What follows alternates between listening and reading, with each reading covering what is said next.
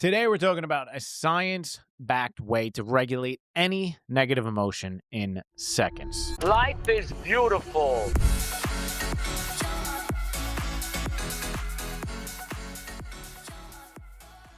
So have you ever heard of the phrase name it to tame it? Before I looked at your prep document, I had not. But now that I did a little prep for this episode, I see it for the first time and I really like it. Yeah, me too. It's really good. So in 2007, it comes from this study that was done in 2007. A neuroscientist out of UCLA named Matthew Lieberman put people in brain scanners and he had them stare at these photographs of really high resolution faces of people experiencing really deep negative emotions. Okay. So you would stare at this photograph and it would be someone looking really sad or really angry or really, I don't know, you got another negative emotion? Frustrated. Frustrated. And we have these mirror neurons in our brain. So Yep. naturally, when we see someone experiencing one of these negative emotions, automatically our nervous system starts to feel the same way. It starts to reciprocate Yeah. what we're seeing. Yeah, I see this all the time with my little baby girl, Alessia, at home. She's just constantly mirroring the facial expression I make back. I Yeah, make to her. She's so cute.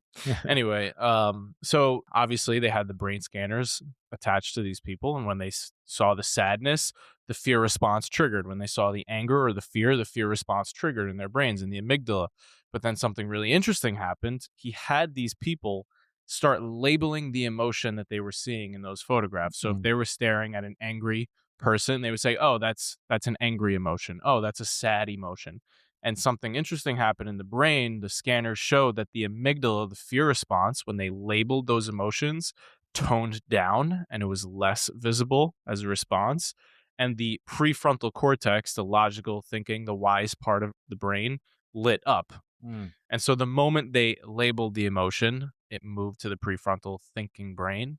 And so that's how this name came up of name your emotion to tame it, which was also another dude named Dr. Dan Siegel read this study and came up with this catchy phrase, Yeah, I name know it that, to dude. tame it. Yeah, that's amazing.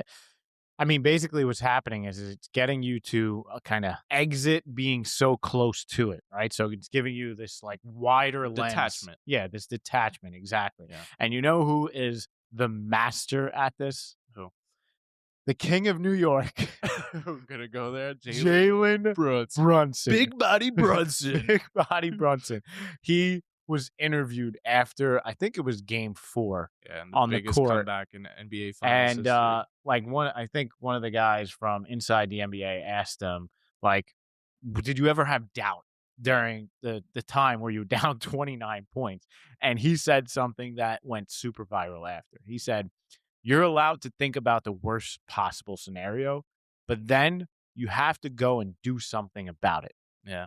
It's such a great example of naming it to taming it. Yeah, he wasn't ignoring, he wasn't lying to himself and saying, like, no, I don't have self-doubt. I don't think that I'm is- happy. I'm happy. I'm happy. I'm No, happy. he's I'm like, happy. okay, I see these thoughts coming in my head that are like, all right, you might not be able to come back from this. But He he's like, literally said to himself, "Oh, that's doubt." Okay. He named it to Exactly. tame it. Oh, that's Exactly. doubt. Okay, let me let it pass right on by. exactly. Let me not let it get attached to my self. Yeah. And let me just keep doing what I got to do here and focus on what's in my control.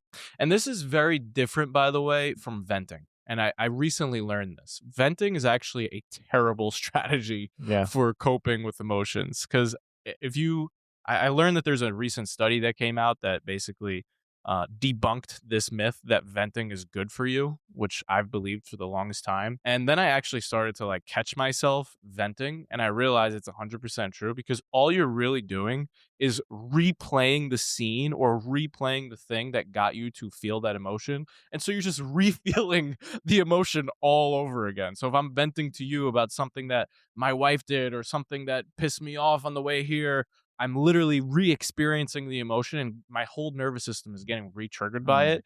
And it's not doing anything to help me whatsoever. You think it's like getting out of your system, but it's really just reactivating the system all over again. Interesting. So naming it to tame it is so much more valuable because it creates that sense of detachment. Whereas venting is not detachment, it's just reattachment to the same scenario. You're just replaying it, like replaying the past. So basically, anytime you start venting to me, I'm just going to tell you to STFU.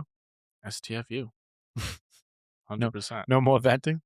Yeah. I think the underlying belief that you really need to have in order for naming it to tame it to be successful as a strategy for you is the fact that you are not your thoughts. Mhm. You are not your emotions. You are the person experiencing your thoughts Yeah, and you are the emotions. witnessing presence, as Eckhart Tolle would say. Exactly. And that goes a little deep, but You know, think about how many different thoughts and emotions you have on a daily basis and how quickly they come yeah, and go. And you realize very quickly that they're all fleeting. yeah, And and you don't need to get attached to yeah, them. and the best way to really develop this skill of naming to tame it is really by meditating.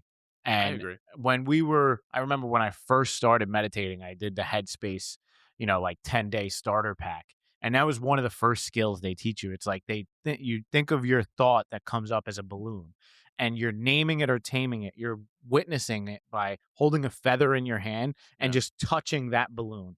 So it's not like you're trying to control it or pop it. You're just witnessing it. And Oh, that's that's sadness. that's Oh, sadness. yeah. And then Exactly. you let So it float I away. thought that was a really powerful thing I learned when I first started meditating. Yeah. I think another thing that can really deepen this practice to go like expert mode is remember when we interviewed Case Kenny on our podcast?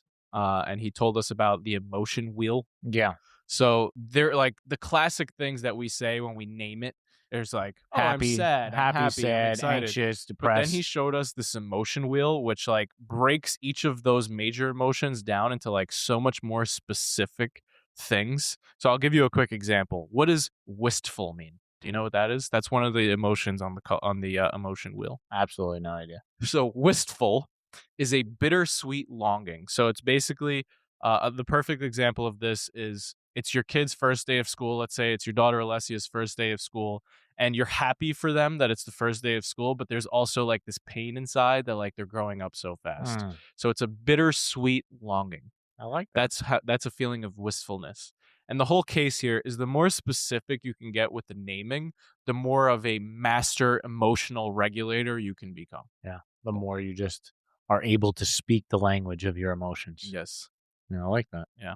So let's wrap this up with a call Yeah. to What action. is it, Mike? I'm What do going to we do a got? quick little self awareness exercise, and we're all going to name whatever emotion we're experiencing right now. Because whether you can feel it or not, we're going to calm the body down. There's something you're feeling. Even if it's indifference, there's something there. So we're going to do a really quick body scan, and then I'm going to prompt you what's the emotion you're feeling right now, and you're going to name it to tame it. And that's how we're going to All close right. this out. All right. So we're going to start by bringing the attention to our breathing. Bring the attention to the top of your head, the very crown, and then you're just going to start scanning down through your forehead, your face, your nose, your cheeks, your mouth, your ears, your neck, your shoulders, your chest, your upper back, your abdomen, your trunk, the weight of whatever it is that you're sitting on or the weight of whatever it is you're standing or walking on, your legs, your thighs, your knees, your calves, your toes, the soles of your feet. Now bring your attention back to your upper body, chest area, and just ask yourself,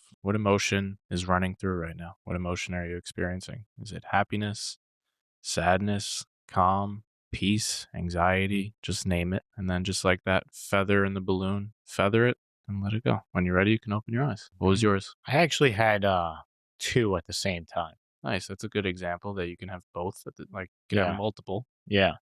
I have this excitement inside of me because today is Friday when we're recording this, and there's this like really, good Friday, feel good energy. It's beautiful outside. We got a party for your birthday tomorrow on the beach. So there's like a lot of excitement going on. And on top of that, I just moved. So like there's a lot of good stuff piling up. But then at the same time, right next to it is like a little bit of overwhelm Mm. because I have just a shit ton of boxes and things I got to go through. And I know that like my weekend is super busy, so I'm not going to get to all of it. So I'm like balancing this excitement with this overwhelm. And how did it feel to name it? Good. It just kind of made it like you talked about in the beginning of this episode, just it made me not feel like it was me, but like I was watching it. And I could just easily do that. I detached from it. Nice. How about you? I was busy leading the thing, so I wasn't able to All actually right, so feel what it do you for feel myself. right now? I have like a calm. Nice. Yeah. A little Friday calm. Calm Just before a- the storm of your party. Just a calm. Nice. All right. Thanks for hanging out with us. We love you. Peace.